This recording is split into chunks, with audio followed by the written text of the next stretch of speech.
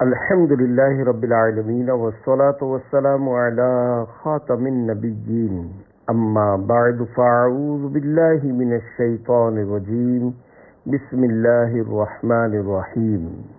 بابا جی اور گھر کے جھگڑے، یہ مضمون غیبت کی تباہ کاریاں صفحہ 215 تا 230 سے لیا گیا ہے۔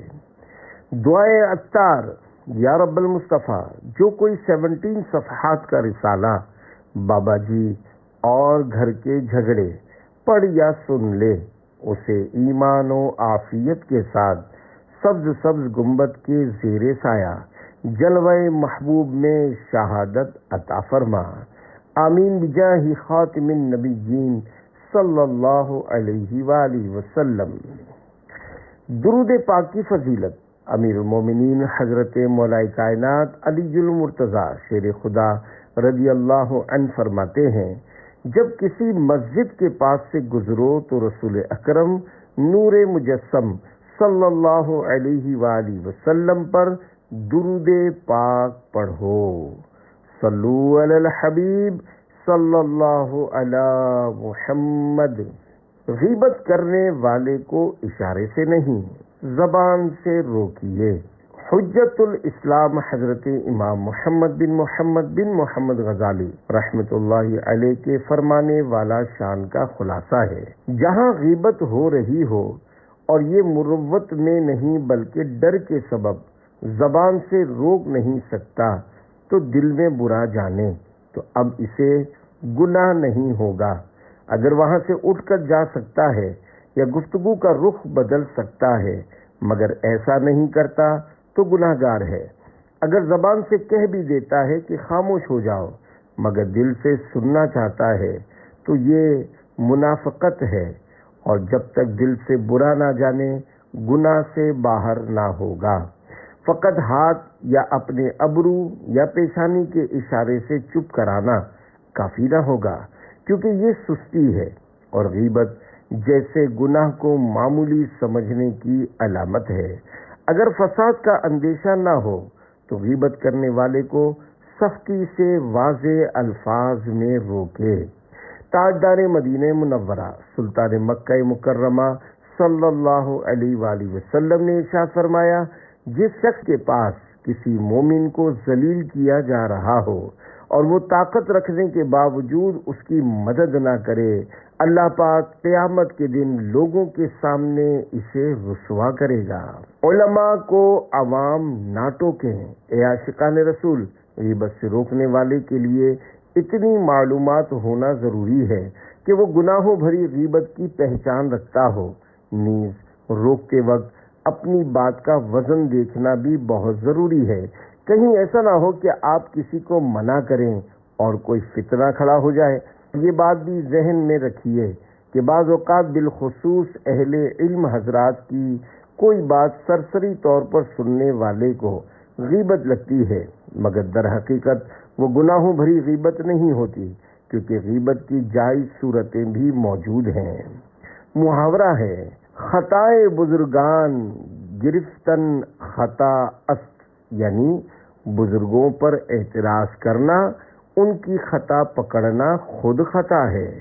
لہذا علماء کرام کو عوام ہرگز نہ ٹوکیں اور ان کے لیے دل میں میل بھی نہ لائیں۔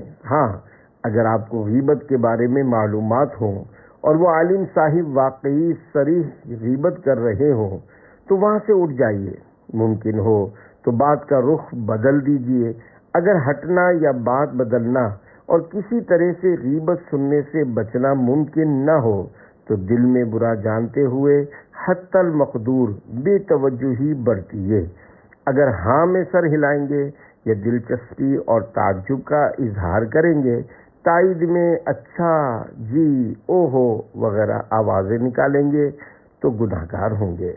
عالم کو ٹوکنے کے متعلق فرمانے اعلیٰ حضرت امام اہل سنت امام احمد رضا خان رحمۃ اللہ علیہ فتاوی رضویہ جلد 23 صفحہ 708 پر لکھتے ہیں، علماء پر عوام کو حق اعتراض نہیں پہنچتا، اور جو مشہور بمعرفت ہو اس کا معاملہ زیادہ نازک ہے۔ ہر عامی مسلمان کے لیے حکم ہے کہ اس کے یعنی اس عام مسلمان کے بھی ہر قول و فعل کے لیے 70 محمل حسن یعنی اچھے احتمالات اور جائز تعویلات تلاش کرو۔ ان عوام پر بھی بدگمانی مت کرو، نہ کہ علماء و مشائخ جن پر اعتراض کا عوام کو کوئی حق ہی حاصل نہیں۔ یہاں تک کہ کتب دینیہ میں تصریح یعنی صاف لکھا ہے، اگر صراحتاً نماز کا وقت جا رہا ہے اور عالم نہیں اٹھتا تو جاہل کا یہ کہنا گستاخی ہے کہ نماز کو چلیے۔ وہ یعنی عالم اس یعنی غیر عالم کے لیے ہادی یعنی رہنما بنایا گیا ہے، نہ کہ یہ جاہل اس عالم کے لیے۔ واللہ تعالی عالم۔ سنو نہ فحش کلامی نہ غیبت و چغلی، تیری پسند کی باتیں فقط سنا یا رب، کریں نہ تنگ خیالات بد کبھی کر دے، شعور و فکر کو پاکیزگی عطا یا رب۔ صلو علی الحبیب صلی اللہ علی محمد۔ جس کو سلامتی کی دعا دی اسی کی غیبت، کسی کو سلام کر کے جان و مال اور عزت و آبرو وغیرہ کی سلامتی کی دعا دی اور پھر جو ہی وہاں سے ہٹے معاذ اللہ اسی کی عزت اچھالنی یعنی غیبت کرنی شروع کر دی، یہ کیسا عجیب معاملہ ہے۔ جی ہاں، السلام علیکم کے معنی ہے تم پر سلامتی ہو۔ لگے ہاتھوں سلام کی نیت بھی ملاحظہ فرما لیجئے۔ چنانچہ عاشقان رسول کی مدنی تحریک دعوت اسلامی کے مکتبۃ المدینہ کی کتاب بحر شریعت حصہ 16 صفحہ 102 پر لکھے ہوئے جزیے کا خلاصہ ہے، سلام کرتے وقت دل میں یہ نیت ہو کہ جس کو سلام کرنے لگا ہوں اس کا مال اور عزت و آبرو سب کچھ میری حفاظت میں ہے اور میں ان میں سے کسی چیز میں دخل اندازی کرنا حرام جانتا ہوں۔ عارف باللہ حضرت سیدنا شیخ ابو طالب مکی رحمۃ اللہ علیہ فرماتے ہیں، اللہ پاک کے نیک بندے ملاقات کے وقت سلام کرتے تو اس سے یہ مراد لیتے کہ تو میری طرف سے سلامت رہا، میں تیری غیبت اور مذمت نہیں کروں گا۔ کروں کسی کی بھی غیبت نہ میں کبھی یا رب، خدائے پاک کرم از پہ نبی یا رب، معاف کر دے گناہ تو میرے سبھی یا رب، تو فعل حضرت شیر خدا علی یا رب۔ صلو علی الحبیب صلی اللہ علی محمد، توبو الی اللہ استغفر اللہ، صلو علی الحبیب صلی اللہ علی محمد۔ خوفناک حادثہ ہوتے ہوتے رہ گیا۔ غیبت کرنے سننے کی عادت نکالنے، نمازوں اور سنتوں کی عادت ڈالنے کے لیے دعوت اسلامی کے دینی ماحول سے ہر دم وابستہ رہیے۔ سنتیں سیکھنے کے لیے مدنی قافلوں میں عاشقان رسول کے ساتھ سنتوں بھرا سفر کیجیے اور کامیاب زندگی گزارنے اور آخرت سنوارنے کے لیے نیک اعمال کے مطابق عمل کر کے روزانہ جائزہ کے ذریعے رسالہ پر کر کے ہر ماہ کی پہلی تاریخ اپنے یہاں کے ذمہ دار کو جمع کروانے کا معمول بنا لیجیے۔ سنتوں بھرے اجتماع میں حاضری دیجیے، نہ جانے کب دل چوٹ کھا جائے اور دونوں جہاں میں بھلائیاں عنایت ہو جائیں۔ آپ کی ترغیب کے لیے ایک مدنی بہار گوش گزار کرتا ہوں۔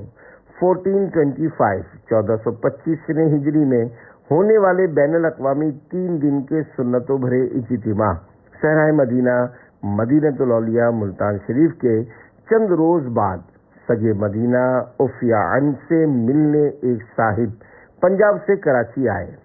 ان کے بیان کا خلاصہ کچھ اس طرح ہے، میں اے سی کوچ کا ڈرائیور ہوں، پریشانیوں نے تباہ حال کر دیا تھا، شیطان مجھے باولا بنا کر میرا یہ ذہن بنا چکا تھا کہ دنیا والے مطلبی اور بے وفا ہیں، مجھے خودکشی کر لینی چاہیے، مگر تنہا نہیں، اوروں کو بھی ساتھ لے کر مرنا ہے۔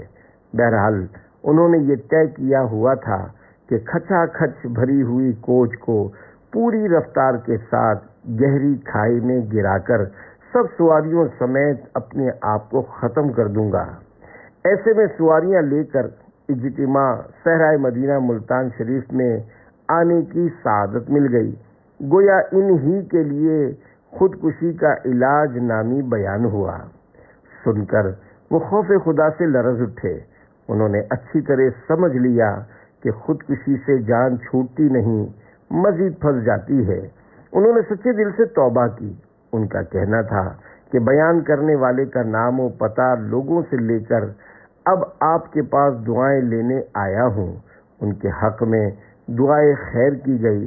نماز کی پابندی، ہفتہ وار سنتوں بھرے اجتماع میں حاضری، مدنی قافلوں میں سفر وغیرہ کی اچھی اچھی نیتیں کر کے روتے ہوئے پلٹ گئے۔ کیا خودکشی سے جان چھوٹ جاتی ہے؟ عاشقان رسول کی مدنی تحریک دعوت اسلامی کے مکتبۃ المدینہ کی کتاب بیانات عطاریہ 472 صفحات حصہ دوم کے صفحہ 404 تا 406 پر ہے۔ خودکشی کرنے والے شاید یہ سمجھتے ہیں کہ ہماری جان چھوٹ جائے گی، حالانکہ اس سے جان چھوٹنے کے بجائے ناراضی رب العزت کی صورت میں نہایت بری طرح پھنس جاتی ہے۔ خدائے پاک کی قسم، خودکشی کا عذاب برداشت نہیں ہو سکے گا۔ آگ میں عذاب، حدیث پاک میں ہے، جو شخص جس چیز کے ساتھ خودکشی کرے گا وہ جہنم کی آگ میں اسی چیز کے ساتھ عذاب دیا جائے گا، اسی ہتھیار سے عذاب۔ حضرت ثابت بن ضحاک رضی اللہ عنہ سے مروی ہے کہ اللہ پاک کے پیارے رسول صلی اللہ علیہ وآلہ وسلم کا ارشاد عبرت بنیاد ہے، جس نے لوہے کے ہتھیار سے خودکشی کی تو اسے جہنم کی آگ میں اسی ہتھیار سے عذاب دیا جائے گا۔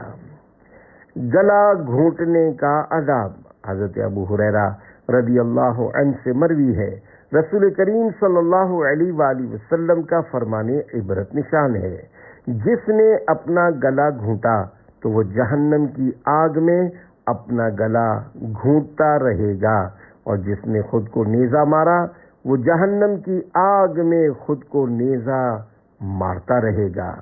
اے عاشقان رسول، خودکشی کا علاج نامی بیان مکتبۃ المدینہ سے حاصل کیجیے اور سب گھر والوں کو سنائیے، اور خصوصاً پریشان حالوں کو سننے کے لیے پیش کیجیے۔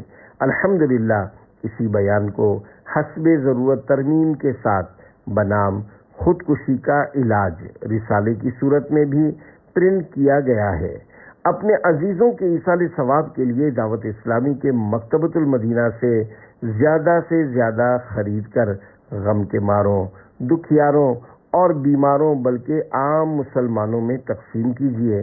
اگر پڑھ کر کوئی ایک بھی مسلمان خودکشی کے ارادے سے باز آ گیا تو انشاءاللہ الکریم آپ کا بھی بیڑا پار ہوگا۔ قبر میں شکل تیری بگڑ جائے گی، پیپ میں لاش تیری لتھڑ جائے گی، بال جھڑ جائیں گے، کھال ادھڑ جائے گی، کیڑے پڑ جائیں گے، ناش سڑ جائے گی۔ مت گناہوں پہ ہو بھائی بے باک تو، بھول مت یہ حقیقت کے ہے خاک تو، تھام لے دامن شاہ لولاک تو، سچی توبہ سے ہو جائے گا پاک تو۔ صلو علی الحبیب صلی اللہ علی محمد، توبوا الی اللہ استغفر اللہ، صلو علی الحبیب صلی اللہ علی محمد۔ گھر جا کر نیکی کی دعوت دیتے۔ حضرت عبدالعزیز درینی رحمۃ اللہ علیہ کو جب معلوم ہوتا کہ کسی شخص نے ان کی غیبت کی ہے تو آپ رحمۃ اللہ علیہ فہمائش یعنی سمجھانے کے لیے اس کے گھر تشریف لے جاتے اور فرماتے، اے بھائی، آپ کو کیا ہو گیا کہ آپ نے عبدالعزیز کے گناہ اٹھا لیے؟ گناہ اٹھا لیے کی وضاحت۔ اے عاشقان رسول، اس حکایت سے پتہ چلا کہ ہمارے اسلاف اپنی غیبت کا سن کر دھواں پھواں ہو کر آستینے چڑھا کر غیبت کرنے والے پر چڑھ دوڑنے کے بجائے اگر جانا پڑتا تو اس کے گھر جا کر بھی اس کو نیکی کی دعوت پہنچاتے اور اس کے دل کو چوٹ لگانے والے کلمات ارشاد فرماتے۔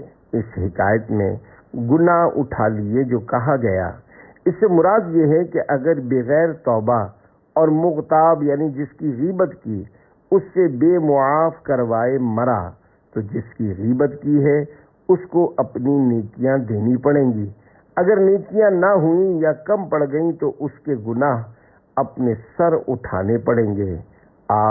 غیبت کا معاملہ بے حد نازک ہے۔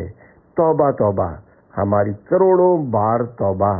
عہد کیجئے نہ غیبت کروں گا نہ سنوں گا۔ ہے غیبت سے بچنے کی نیت الہی، میں قائم رہوں کر اعانت الہی۔ اعانت یعنی امداد۔ رحمت پلٹ جاتی ہے۔ حضرت حاتم اصم رحمت اللہ علیہ فرماتے ہیں، جب کسی مجلس میں یہ تین باتیں ہوں تو ان لوگوں سے رحمت پلٹ جاتی ہے۔ نمبر 1، دنیا کا ذکر۔ نمبر 2، زیادہ ہنسنا۔ اور نمبر 3، لوگوں کی غیبت کرنا۔ عذاب قبر کے 3 حصے۔ حضرت قتادہ رضی اللہ عنہ فرماتے ہیں، ہمیں بتایا گیا ہے کہ عذاب قبر کو 3 حصوں میں تقسیم کیا گیا ہے۔ 1/3 عذاب غیبت سے، 1/3 چغلی سے اور 1/3 پیشاب کے چھینٹوں سے خود کو نہ بچانے سے ہوتا ہے۔ کتوں کی شکل میں اٹھیں گے۔ ہمارے پیارے پیارے آقا مدینے والے مصطفیٰ صلی اللہ علیہ وآلہ وسلم نے فرمایا، غیبت کرنے والوں، چغل خوروں اور پاک باز لوگوں کے عیب تلاش کرنے والوں کو اللہ پاک قیامت کے دن کتوں کی شکل میں اٹھائے گا۔ حکیم الامت حضرت مفتی احمد یار خان رحمت اللہ علیہ فرماتے ہیں، خیال رہے کہ تمام انسان قبروں سے بشکل انسانی اٹھیں گے، پھر محشر میں پہنچ کر بعض کی صورتیں مسخ ہو جائیں گی، یعنی بگڑ جائیں گی، مثلا مختلف جانوروں جیسی ہو جائیں گی۔ گوشت کی چھوٹی سی بوٹی۔ اے عاشقان رسول، زبان اگرچہ بظاہر گوشت کی ایک چھوٹی سی بوٹی ہے، مگر یہ خدائے پاک کی عظیم الشان نعمت ہے۔ اس نعمت کی قدر تو شاید گونگا ہی جان سکتا ہے۔ زبان کا درست استعمال جنت میں داخل اور غلط استعمال جہنم سے واصل کر سکتا ہے۔ اس زبان سے تلاوت قرآن کرنے والا اور درود و سلام پڑھنے والا رب العزت کی عنایت سے جنت میں جاتا ہے۔ اس زبان سے کسی مسلمان کو گالی نکالنے والا نیز غیبت، چغلی و تہمت کا مرتکب عذاب نار کا حقدار قرار پاتا ہے۔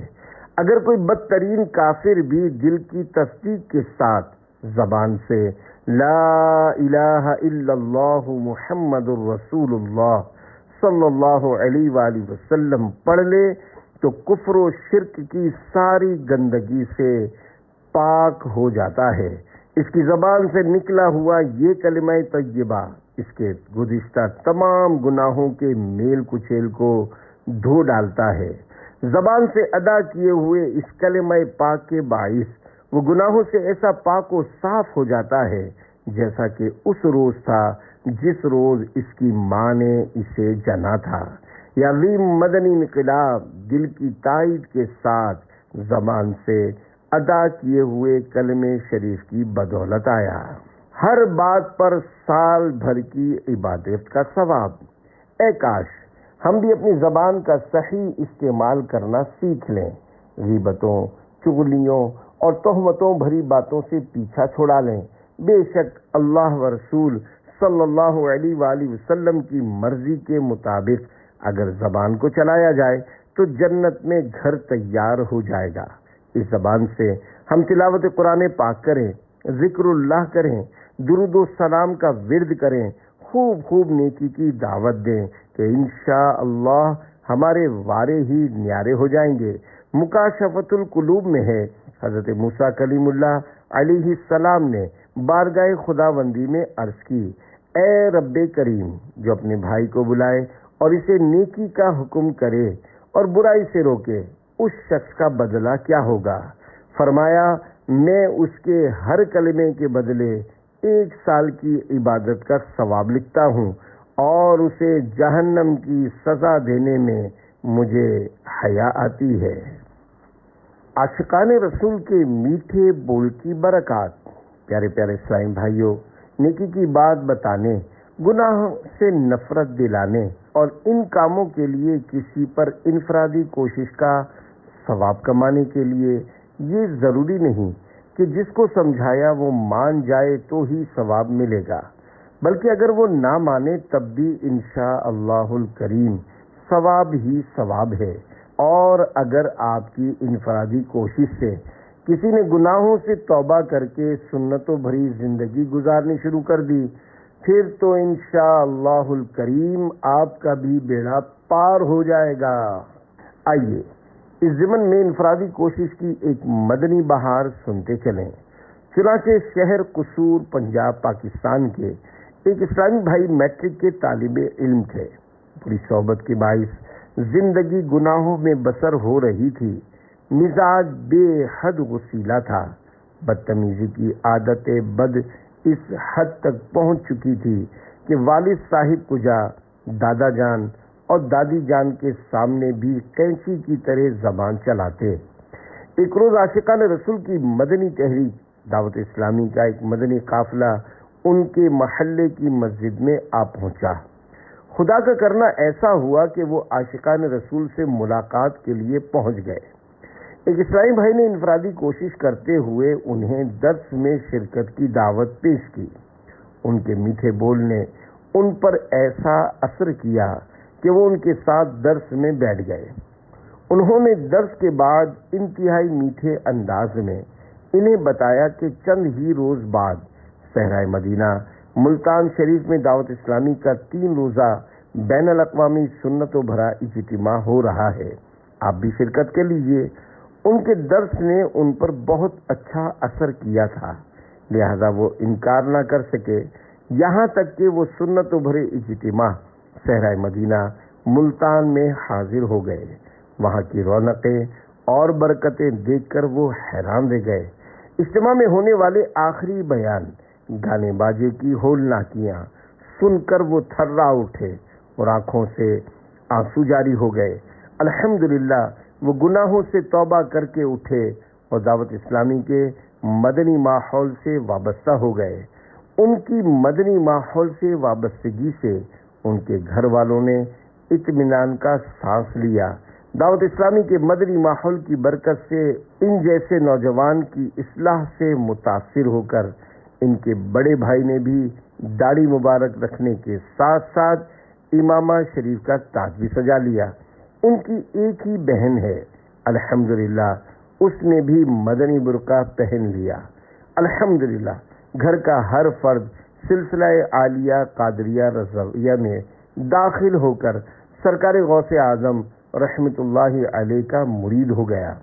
اس انفرادی کوشش کرنے والے اسلامی بھائی کے میٹھے بول کی برکت سے مجھ پر اللہ کریم نے ایسا کرم فرمایا کہ میں نے قرآن کریم حفظ کرنے کی سعادت حاصل کر لی اور درس نظامی یعنی عالم کورس میں داخلہ لے لیا۔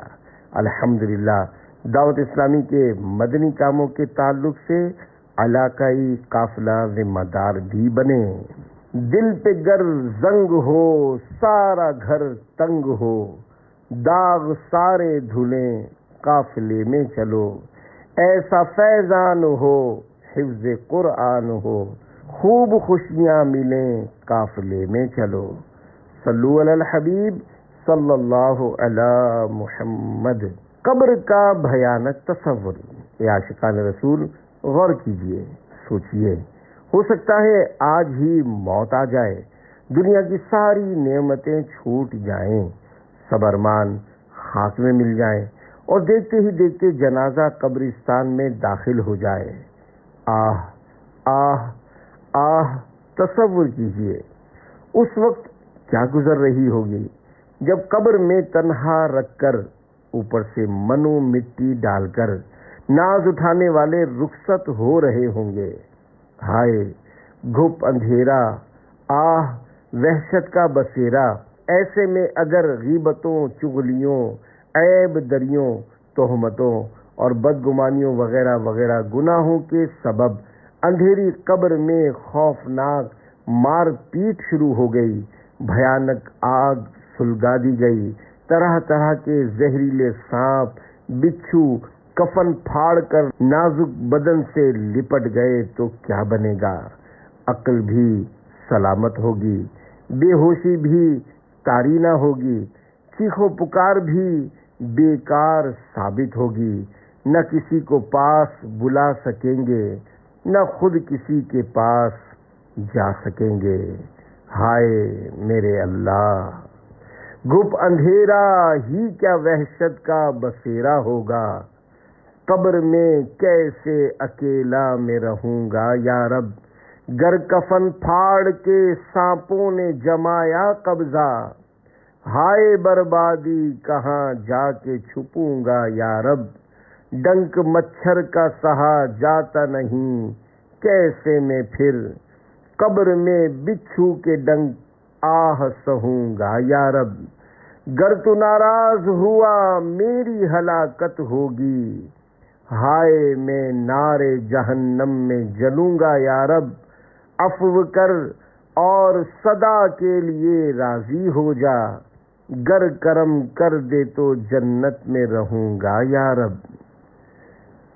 بھابھی نے جادو کروا دیا ہے۔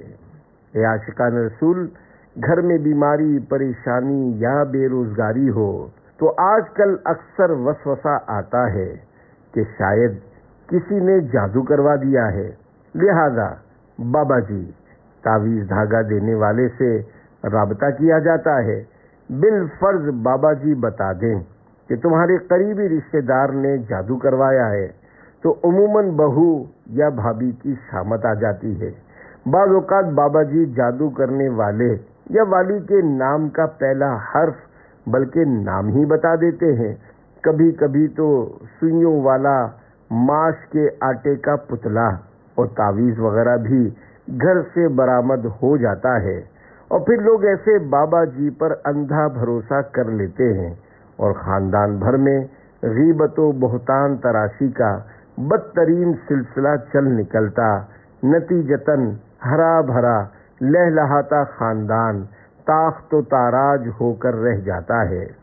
یاد رکھیے، بلا ثبوت شرعی صرف عاملوں اور باباؤں کے کہنے پر اگر آپ نے کسی سے کہا مثلاً ہماری بھابھی جادو کرواتی ہے، تو یہ بہتان، گناہ کبیرہ، حرام اور جہنم میں لے جانے والا کام ہے۔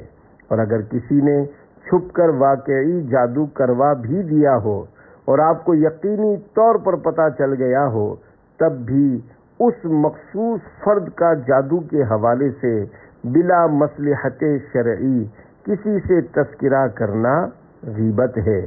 خیال رہے، عاملوں یا باباؤں کا بتانا شرعی ثبوت نہیں کہلاتا۔ اگر گھر سے سوئیوں والا پتلا برآمد ہو جائے تو وسوسہ، بابا جی نے نام اور سوئیوں والے پتلے کی نشاندہی کر دی، پھر بھی یہ شرعی ثبوت کیوں نہیں؟ کیا بابا جی جھوٹے ہیں؟ وسوسے کا علاج دیکھیے، کسی بات کو دلیل شرعی نہ ماننا اور ہے، اور جس کی دلیل نہ مانی گئی اسے جھوٹا سمجھنا اور ہے۔ مثلاً کسی بات میں دو گواہوں کی حاجت ہو اور گواہ صرف ایک ہو، وہ اگرچہ کوئی صالح، نیک بلکہ ولی ہی ہو، قاضی اس کی گواہی رد کر دیتا ہے، تو اس کا مطلب ہرگز نہیں کہ قاضی اس کو جھوٹا سمجھ رہا ہے، بلکہ شریعت نے گواہی کا جو نصاب مقرر کیا ہے، قاضی اس نصاب کے حکم پر عمل کر رہا ہے۔ یوں ہی ہم بابا جی کو جھوٹا نہیں کہہ رہے، بلکہ حکم شرعی پر عمل کرتے ہوئے بابا جی کے بتا دینے کو دلیل بنا کر کسی شخص پر جادو کا الزام نہیں ثابت کر رہے۔ بہرحال حکم شریعت یہی ہے کہ کسی بابا جی کا پتلے وغیرہ کے بارے میں بتا دینا اور اس پتلے کا برآمد ہو جانا اس بات کی دلیل شرعی نہیں ہے کہ واقعی فلاں رشتہ دار ہی نے یہ جادو کروایا ہے۔ جو بابا پیسے نہ مانگتے ہوں وہ کیسے غلط ہو سکتے ہیں؟ وسوسہ: جو بابا جی تعویذات وغیرہ کے پیسے نہیں مانگتے وہ کس طرح غلط ہو سکتے ہیں؟ وسوسے کا علاج: عملیات کی لائن ایسی ہے کہ جو پیسے نہیں مانگتا بعض اوقات اس کی آمدنی مانگنے والوں کی نسبت زیادہ ہوتی ہے، کیونکہ بار بار پیسے مانگنے والوں سے لوگ دور بھاگتے ہیں۔ حضرت مولا کائنات مولا علی شیر خدا رضی اللہ عنہ فرماتے ہیں، بچھڑا جب تھنوں کو بہت زیادہ چوسنے لگتا ہے تو اس کی ماں اس کو سینگ مارتی ہے۔ بہرحال بابا اگرچہ پیسے نہ مانگتا ہو تب بھی لوگ چونکہ حقیقت سے ناواقف ہوتے ہیں اس لیے عموماً ایسوں کے زیادہ عقیدت مند ہو جاتے ہیں، اور پھر دعوتوں اور نذرانوں کی ترکیب کے ساتھ ساتھ شہرت و عزت بھی حاصل ہوتی ہے۔ حب جاہ یعنی عزت و شہرت کی محبت کا مرض جن کو لگ جاتا ہے وہ لوگ مشہوری کے لیے کروڑوں روپے اپنے پلے سے خرچ کرنے سے بھی نہیں چوکتے۔ عام انتخابات الیکشن کے مواقع پر جمہوری ممالک میں اس کے نظارے عام ہو جاتے ہیں۔ یقیناً شریعت کے کسی بھی معاملے میں قطعاً جھول نہیں۔ یاد رکھیے، استخارات، موکلات اور جنات کے ذریعے نہیں بلکہ قرآن و سنت کے احکامات کے توسط سے اسلامی عدالتوں کے معاملات طے کیے جاتے ہیں۔ اگر تکیے کے نیچے سے تعویذ نکل آئے تو وسوسہ: اگر بھابھی یا بہو کی جیب یا اس کے تکیے کے نیچے سے تعویذ برآمد ہوا ہو تو کیا یہ بھی شرعی ثبوت نہیں؟ وسوسے کا علاج: یہ بھی شرعی دلیل نہیں۔ جو تعویذ برآمد ہوا اسے جادو قرار دینے کے لیے بھی تو کوئی معقول دلیل ہونی چاہیے۔ اپنے علاج یا کسی نجی مقصد کے لیے بھی تو وہ تعویذ استعمال کر سکتی ہے۔ بالفرض وہ جادو ہی کا تعویذ ثابت ہو جائے تب بھی اس کا کیا ثبوت ہے کہ آپ کو نقصان پہنچانے ہی کے لیے وہ لائی تھی؟ یہ شیطانی حرکت بھی ہو سکتی ہے کہ کوئی شریر جن گھر میں فساد کروانے کے لیے تکیے کے نیچے یا جیب میں تعویذ ڈال دے۔ منہ کی بدبو کے باوجود شرابی نہ کہا جائے۔ امام محمد بن محمد غزالی رحمۃ اللہ علیہ کے فرمان کا خلاصہ ہے، کسی شخص کے منہ سے شراب کی بو آتی ہو اس بنا پر اس پر حد لگانی جائز نہیں، کیونکہ ہو سکتا ہے اس نے شراب سے کلی کی ہو، خود نہ پی ہو، کسی نے زبردستی پینے پر مجبور کر دیا ہو، لہذا اس مسلمان پر صرف منہ کی بدبو کے سبب بدگمانی نہ کی جائے، یعنی اس کو شرابی قرار نہ دیا جائے۔ شرعی ثبوت کسے کہتے ہیں؟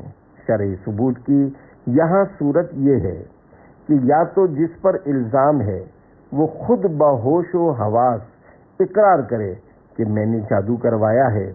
اگر وہ انکار کرے تو دو مرد مسلمان یا ایک مسلمان مرد اور دو مسلمان عورتیں گواہی دیں کہ ہم نے اس کو جادو کرتے ہوئے اپنی آنکھوں سے دیکھا ہے۔ اگر مذکورہ شرعی گواہ نہیں لا سکتے تو جس پر الزام ہے اگر وہ قسم کھا لے کہ میں نے جادو نہیں کروایا تو اس کو سچا ماننا ضروری ہے۔ تو نے چوری کی، دیکھیے شیطان کے اکسانے پر بہو وغیرہ پر جادو کا الزام لگانے اور پوچھ گچھ کے دوران اس کے انکار پر ہرگز یہ بات زبان پر نہ لائیے کہ یہ پھنس گئی تو اب اس نے انکار کرنا ہی ہے، اور آدمی عزت بچانے کے لیے تو جھوٹی قسم بھی کھا لیتا ہے، اس لیے یہ بھی جھوٹی قسم کھا رہی ہے۔ خدارا ایک مسلمان کی عزت کی اہمیت کو سمجھنے کی کوشش کیجیے۔ آپ کی عبرت کے لیے ایک ایمان افروز حدیث شریف عرض کرتا ہوں۔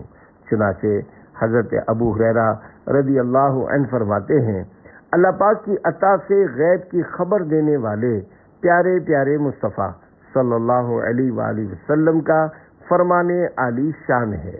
حضرت عیسیٰ ابن مریم نے ایک شخص کو چوری کرتے دیکھا تو اس سے فرمایا، تو نے چوری کی؟ وہ بولا، ہرگز نہیں، اس کی قسم جس کے سوا کوئی معبود نہیں۔ تو حضرت عیسیٰ نے فرمایا، میں اللہ پر ایمان لایا اور میں نے اپنے آپ کو جھٹلایا کہ میری آنکھوں نے دیکھنے میں غلطی کی۔ اللہ اکبر! دیکھا آپ نے، حضرت سیدنا عیسیٰ روح اللہ علیہ السلام نے قسم کھا لینے والے کے ساتھ کتنا عظیم برتاؤ کیا۔ حضرت مفتی احمد یار خان رحمت اللہ علیہ اس قسم کھانے والے کو چھوڑ دینے کے متعلق حضرت عیسیٰ روح اللہ علیہ السلام کے جذبات کی عکاسی کرتے ہوئے تحریر فرماتے ہیں، یعنی اس قسم کی وجہ سے تجھے سچا سمجھتا ہوں کہ مومن بندہ اللہ پاک کی جھوٹی قسم نہیں کھا سکتا، کیونکہ اس کے دل میں اللہ کے نام کی تعظیم ہوتی ہے۔ اپنے متعلق غلط فہمی کا خیال کر لیتا ہوں کہ میری آنکھوں نے دیکھنے میں غلطی کی۔ اللہ رب العزت کی ان پر رحمت ہو اور ان کے صدقے ہماری مغفرت ہو۔ آمین بجاہ النبی الامین صلی اللہ علیہ وآلہ وسلم۔ توبہ اور معافی کا طریقہ۔ امید ہے مسئلہ سمجھ میں آ گیا ہوگا۔ ایسے مواقع پر صبر کرنا چاہیے، ورنہ بدگمانیوں، غیبتوں اور تہمتوں وغیرہ گناہوں سے بچنا دشوار ہو جاتا ہے۔